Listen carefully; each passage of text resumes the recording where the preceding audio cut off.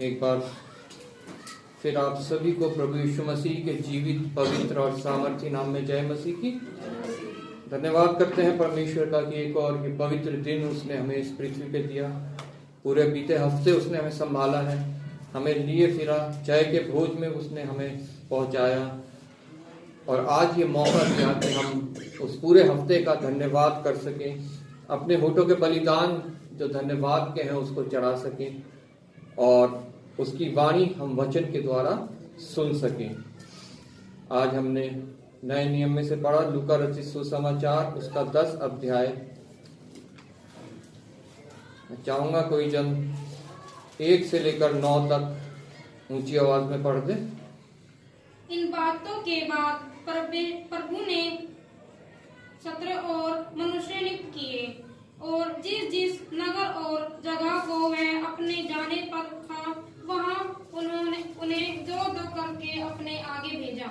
उसने उनसे कहा, पक्के खेत बहुत हैं परंतु मजदूर थोड़े हैं, इसलिए खेत के स्वामी से विनती करो कि वह अपने खेत कटवाने को मजदूर भेज दे। जाओ, देखो मैं तुम्हें भेड़ों के समान भेड़ियों के बीच में भेजता हूँ, इसलिए न बटुआ न झोली न जूते लाओ और न मार्ग में किसी को नमस्कार करो। जिस किसी घर में जाओ पहले कहो, इस घर पर कल्याण हो। यदि वह कोई कल्याण के योग्य होगा तो तुम्हारा कल्याण उस पर ठहरेगा, नहीं तो तुम्हारे पास लौट आएगा। उसी घर में रहो और जो कुछ उनसे मिले वही खाओ पियो, क्योंकि मजदूर को अपनी मजदूरी मिलनी चाहिए। घर घर में फिरना, जिस नगर में जाओ और वहाँ के लोग तुम्हें उतारे तो जो कुछ तुम्हारे सामने रखा जाए वही खाओ। वहाँ के बीमारों को चंगा करो और उनसे कहो, परमेश्वर का राज्य तुम्हारे निकट आ पहुँचा है।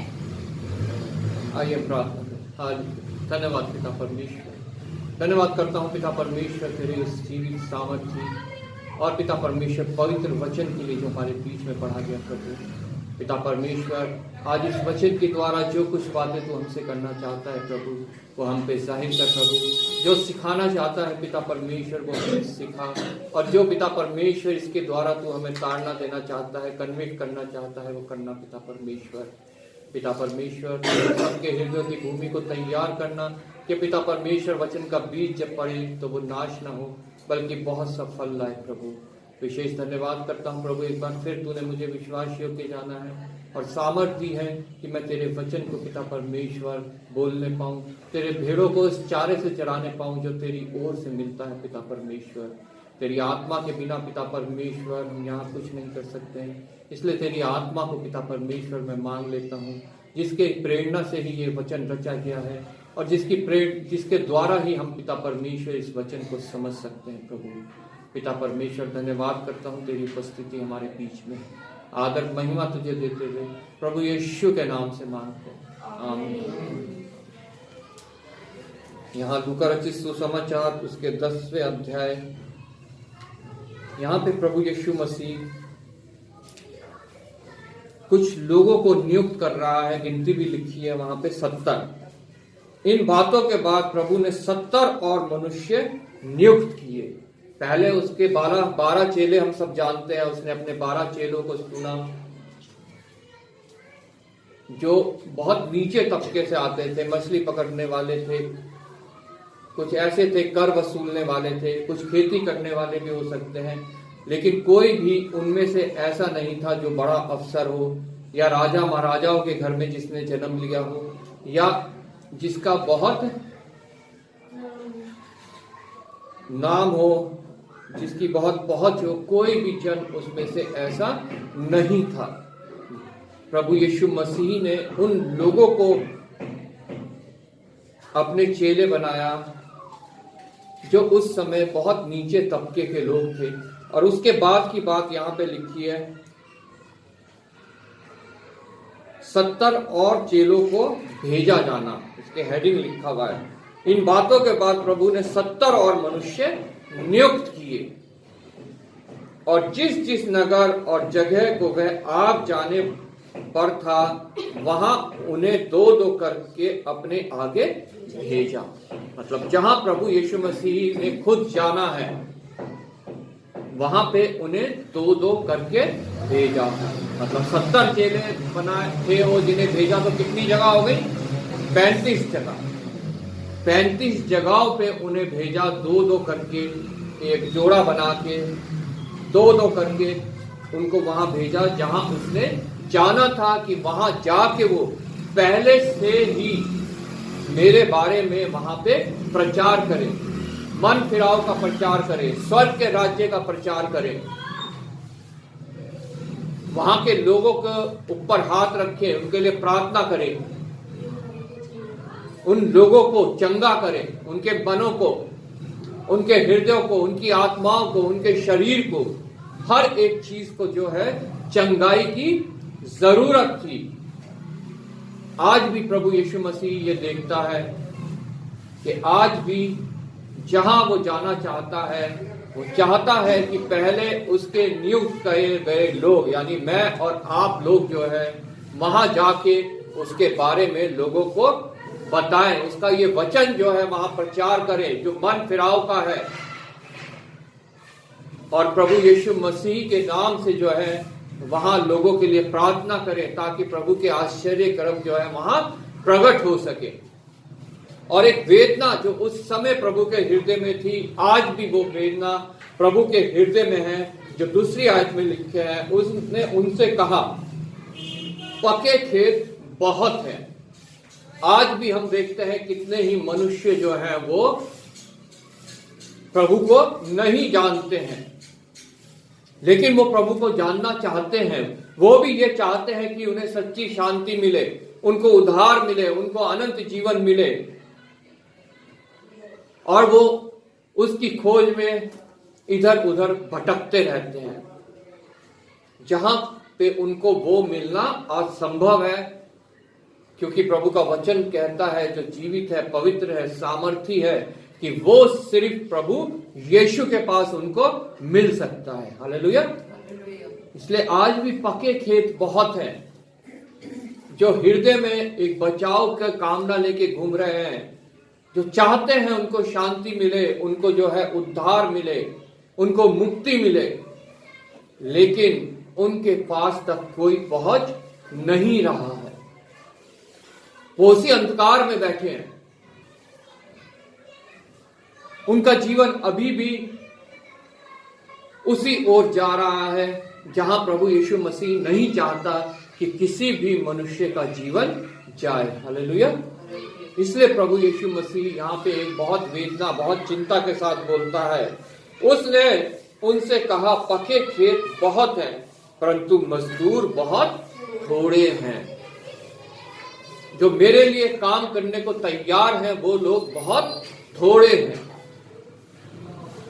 मुझे जानने वाले तो बहुत हैं, मेरा वचन सुनने वाले, पढ़ने वाले तो बहुत हैं, बुलाए हुए तो बहुत हैं, लेकिन चुने हुए जो है वो बहुत थोड़े हैं। मनुष्य सोचता है, मैंने प्रभु यीशु मसीह को जान लिया, ग्रहण कर लिया, मैं बचाया गया, बस यहीं तक जो है वो सोचता है, उससे आगे उसे चिंता नहीं होती है। लेकिन प्रभु की चिंता सिर्फ आपको बचाने की नहीं है, मेरे को बचाने की नहीं है। प्रभु की चिंता सारे जगत के लोगों को बचाने की है। हालेलुया। जो खेत पके पड़े हैं, उन सभी खेतों को बचाने की है कि वो खेत कहीं नष्ट ना हो जाएं, बल्कि वो चाहता है कि उसके मजदूर जो हैं वो उस खेत को काटें और उसमें जो फूले इकट्ठे हों वो उसके खत्ते में जमा किए जाएं। हालेलुया। इसलिए प्रभु बड़ी वेदना, बड़े दर्द के साथ यहाँ पे ये कह रहा है, खेत पके पड़े हैं लेकिन मजदूरों की घटी है। कौन जाएगा? क्या मैं तैयार हूं जाने को? क्या आप लोग तैयार हैं जाने को, मजदूर बन के उस खेत को काटने के लिए? ये हमें आज अपने आप को जांचना है। क्या सिर्फ हम ये तो नहीं सोचते हैं कि हम बचाए गए हैं, दुनिया जाए भाड़ में, दुनिया जाए नरक में चली जाए।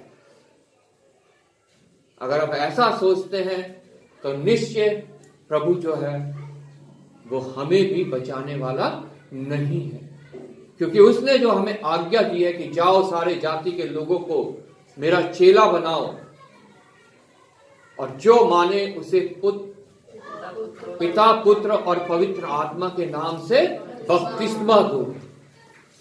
क्या हम उसको पूरा कर रहे हैं कि नहीं कर रहे हैं, कि हम उसकी निंदा का कारण बन रहे हैं,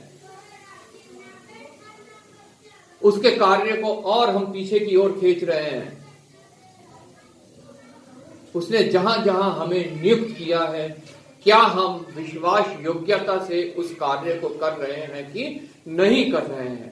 सभी को प्रभु ऐसे खड़े होकर प्रचार करने का अवसर नहीं देता, सभी को प्रभु कन्वेंशन में प्रचार करने का अवसर नहीं देता, सभी को प्रभु जो है वो पादरी डीकन करके नियुक्त नहीं करता, लेकिन प्रभु सभी को जो है अपने चेले करके अवश्य नियुक्त करता है। जैसे इन 70 चेलों को उसने नियुक्त करा और 2-2 करके वहां भेजा जहां वह आप जाने को था।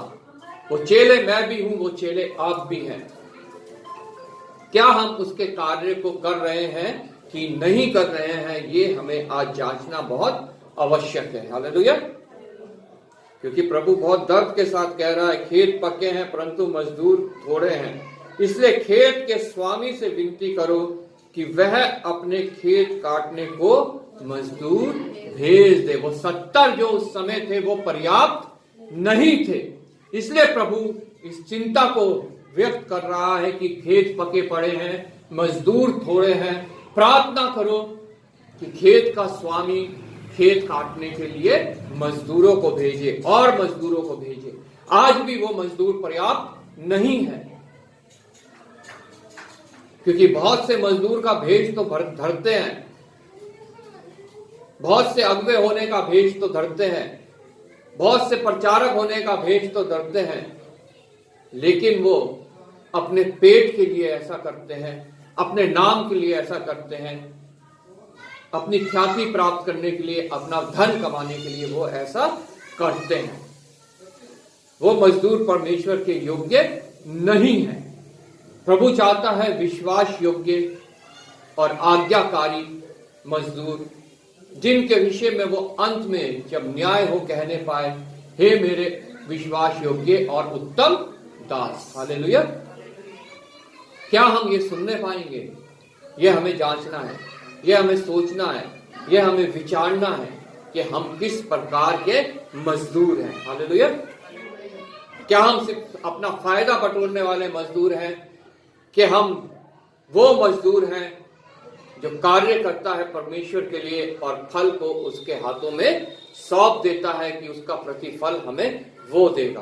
Praise Lord. किसी मनुष्य को दिखाने के लिए नहीं, किसी संस्था को दिखाने के लिए नहीं, किसी और से प्रशंसा पाने के लिए नहीं, किसी और से धन संपत्ति प्रतिफल पाने के लिए नहीं, सिर्फ और सिर्फ प्रभु का मुख देखते हुए उसकी सेवा करने के लिए।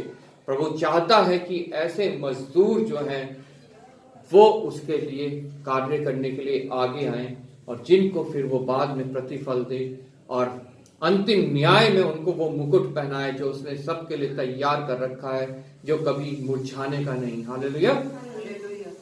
इसलिए आज हमें भी ये प्रार्थना करने की आवश्यकता है कि मजदूरों की भारी घटी है।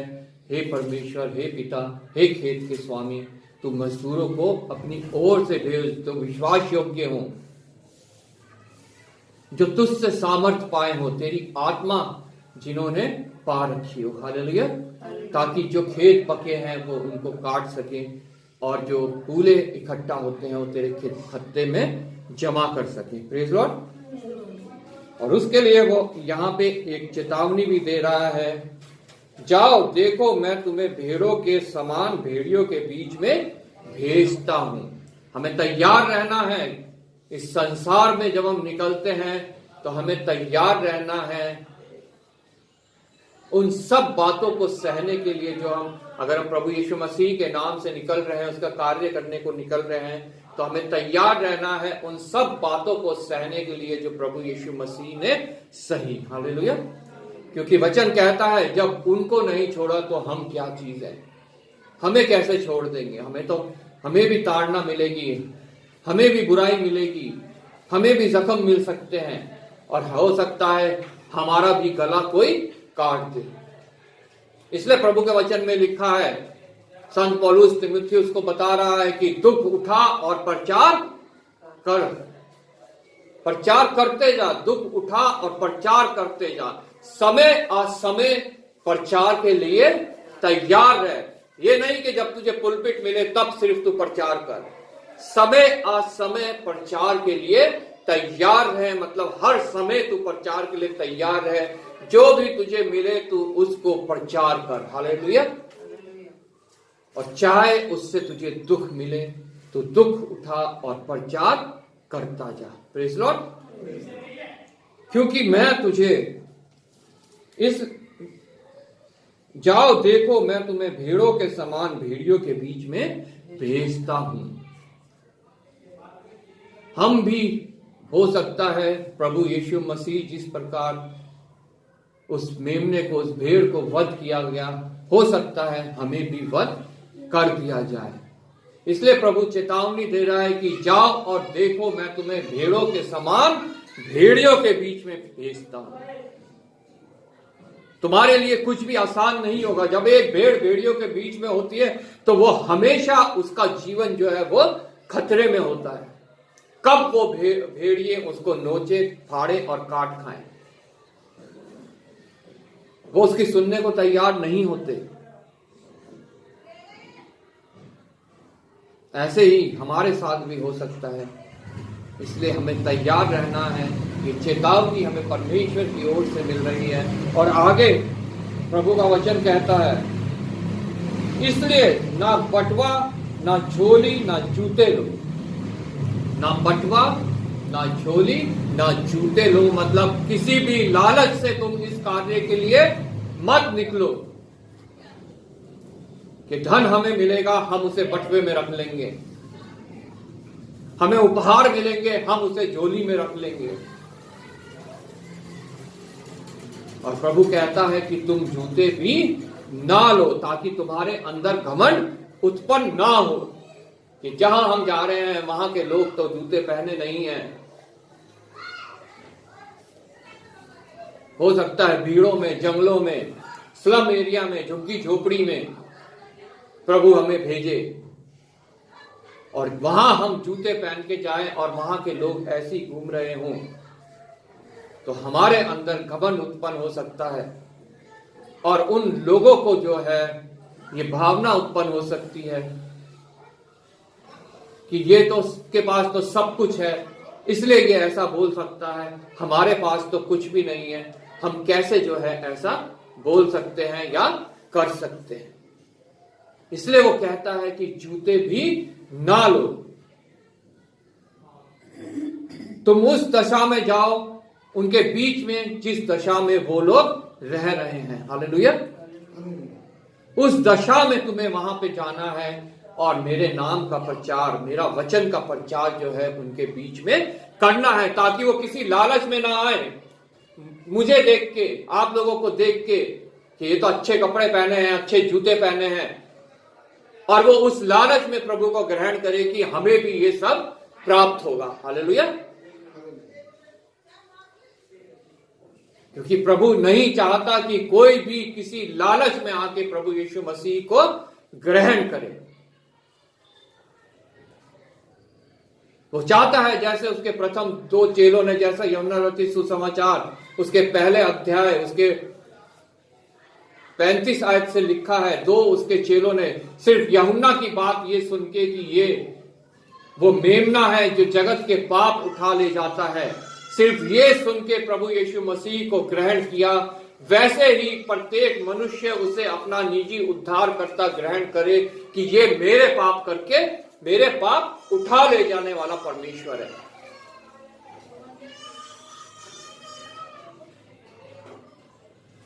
प्रत्येक जन से प्रभु पूछना चाहता है कि तुम क्या चाहते हो।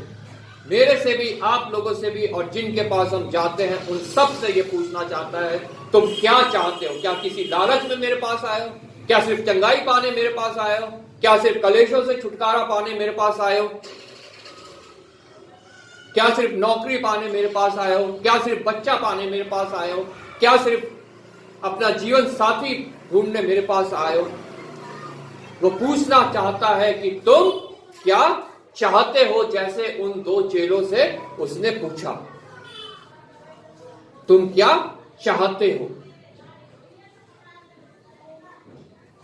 उन चेलों ने कभी भी उसके आश्चर्य कर्मों को नहीं सुना था, क्योंकि उस समय तक प्रभु ने कोई आश्चर्य कर्म नहीं किए थे।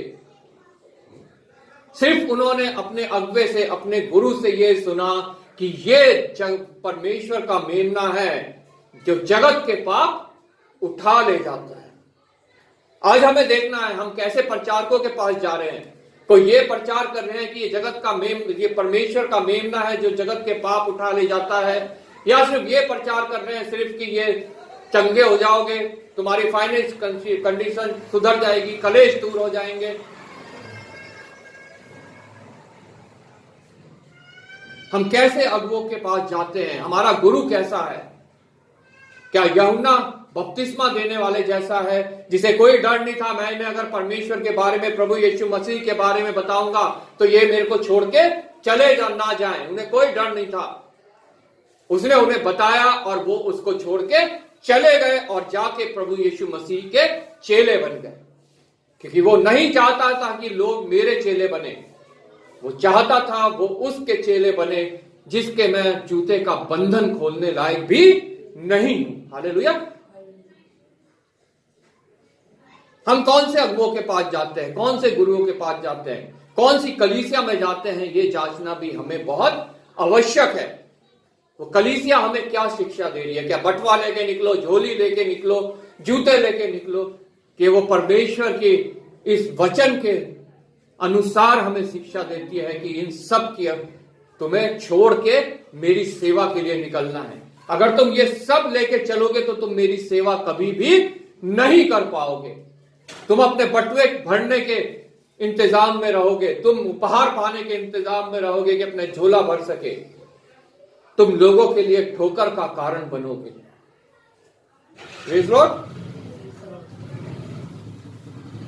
जाओ देखो, मैं इसलिए ना बटवा, ना झोली, ना जूते लो, और ना मार्ग में किसी को नमस्कार करो। हालेलुया। ना मार्ग में किसी को नमस्कार करो। जो मैं तुम्हें जगह दिखाता हूं, तुम्हें सीधा वहां पे जाके मेरा प्रचार करना है। हालेलुया। पुराने नियम में हमने पढ़ा अभी योना की पुस्तक, उसका 3रा अध्याय, वहां पे पहली आयत में लिखा है, तब यहोवा का यह वचन दूसरी बार योना के पास पहुंचा, क्योंकि योना को उसने चुना था प्रचार करने के लिए। कहां जाके? नीनवे जाके, लेकिन उसने गड़बड़ करी। वो डर गया वहां जाने के लिए कि वहां के लोग मुझे मार ना डालें। आज हम भी ऐसा ही करते हैं कई बार। प्रभु हमें कोई जगह दर्शाता है और हम वहां नहीं जाते। हम डर जाते हैं कि वहां तो इस प्रकार के लोग रहते हैं, वो कहीं हमारी हानि ना कर दे।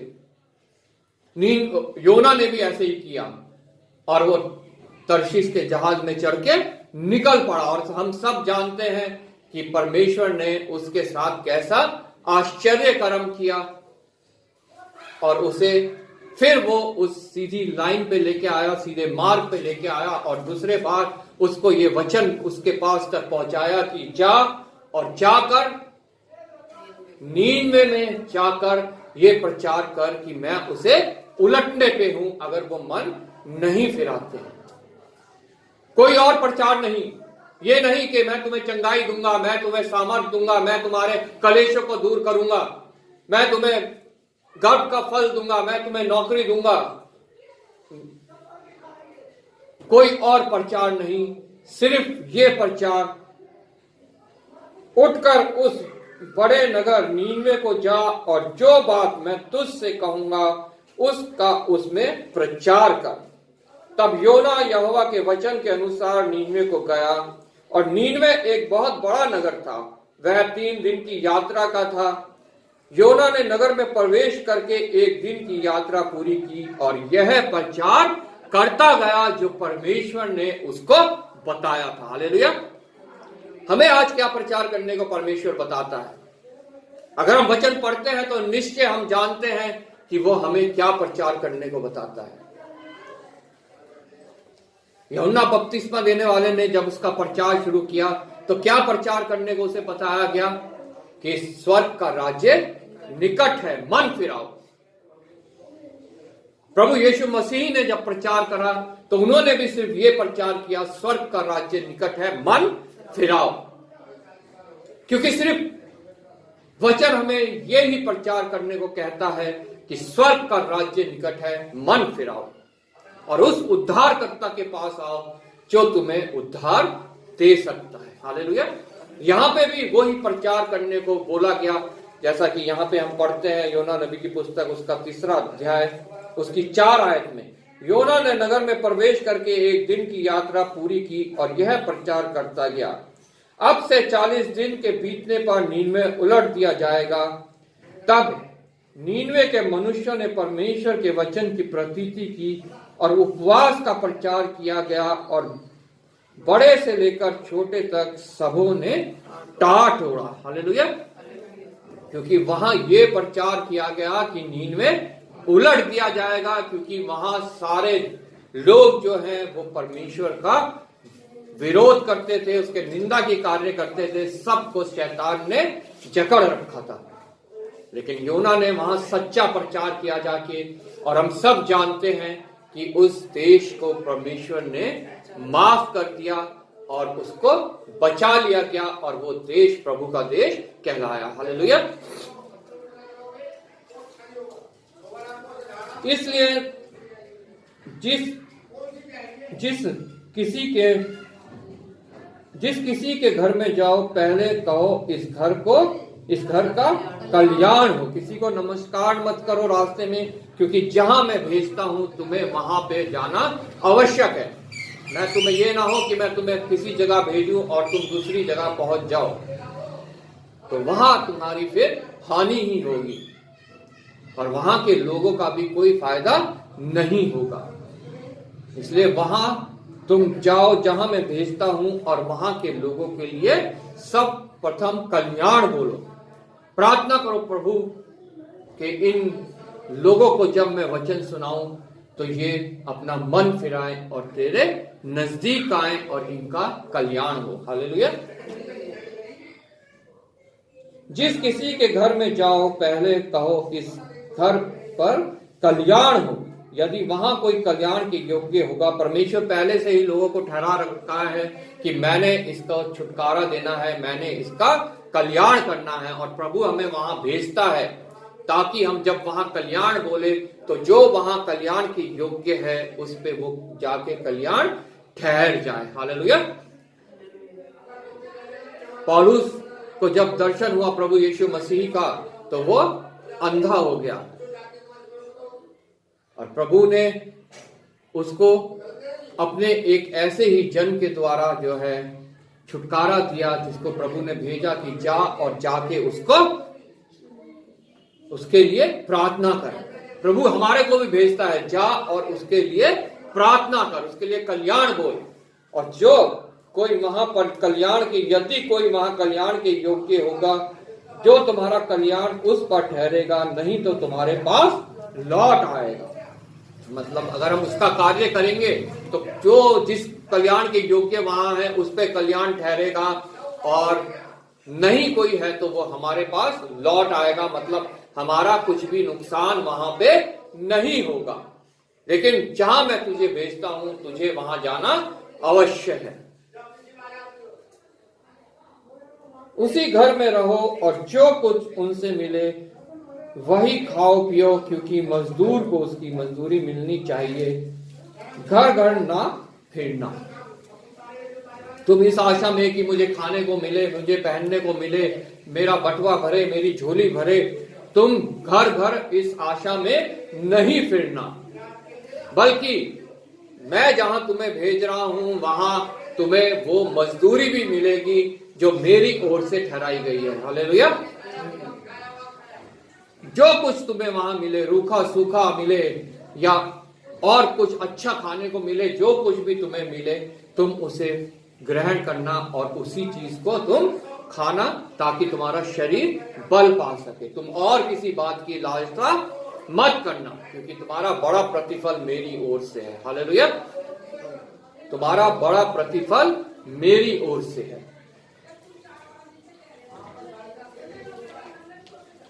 जिस नगर में जाओ और वहां के लोग तुम्हें उतारें, तो जो कुछ तुम्हारे सामने रखा जाए वही खाओ। वहां के बीमारों को चंगा करो और उनसे कहो, परमेश्वर का राज्य तुम्हारे निकट आ पहुंचा है। हालेलुया, वहां के बीमारों को चंगा करो और उनसे कहो, परमेश्वर का राज्य तुम्हारे निकट आ पहुंचा है। अब जरूरत है तुम्हारे मन फिराव की। हालेलुया,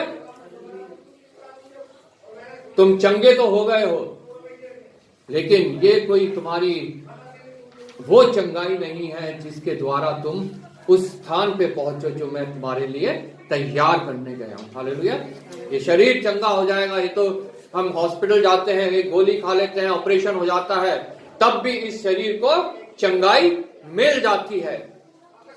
लेकिन परमेश्वर चाह रहा है आत्मा की चंगाई। हम उनकी आत्मा को चंगा करें इस वचन के द्वारा। जो डॉक्टरों का डॉक्टर है, उसके कार्य को हम लोगों के बीच में पूरा करें कि लोगों की आत्मा चंगी हो, ताकि वो मन फिराएं और प्रभु के आगे घुटने टेके अपने गुनाहों को माने और उसे अपना निजी उद्धारकर्ता और प्रभु करके ग्रहण करें। हालेलुया, क्योंकि परमेश्वर का राज्य तुम्हारे निकट आ पहुंचा है। और एक और बात यहाँ 10वीं आयत में लिखी है, परंतु जिस नगर में जाओ और वहां के लोग तुम्हें ग्रहण ना करे, तो उसके बाजारों में जाकर कहो, तुम्हारे नगर की धूल भी जो हमारे पांव में लगी है हम तुम्हारे सामने झाड़ देते हैं, तो भी यह जान लो कि परमेश्वर का राज्य तुम्हारे निकट आ पहुंचा है। तुम उनसे वाद विवाद मत करो, तुम उनसे झगड़ा मत करो, तुम उसके ऊपर कुछ थोपो मत, बल्कि तुम वहां की जो बातें हैं जो वो लोग कर रहे हैं उनको वहीं छोड़ दो, लेकिन उनको एक चेतावनी के साथ कि स्वर्ग का राज्य निकट है। अगर मन फिराओगे तो तुम्हें उस स्थान पे नहीं जाना पड़ेगा जो शैतान और उसकी सेना के लिए तैयार की गई है। हालेलुया, तो भी यह जान लो कि परमेश्वर का राज्य तुम्हारे निकट आ पहुंचा है। मैं तुमसे कहता हूं कि उस दिन उस नगर की दशा से सदोम की दशा अधिक सहने योग्य होगी। हालेलुया, क्योंकि प्रभु यीशु मसीह को जो ग्रहण नहीं करेंगे उनकी दशा कैसी होगी, ये सब हमें वचन बताता है। वो उस स्थान पे जाएंगे जहां रोना और दांतों का पीसना है, और जहां पे हमेशा प्यास है, और जहां का कीड़ा कभी मरता नहीं है। प्रभु आपको इस वचन के द्वारा आशीष दे।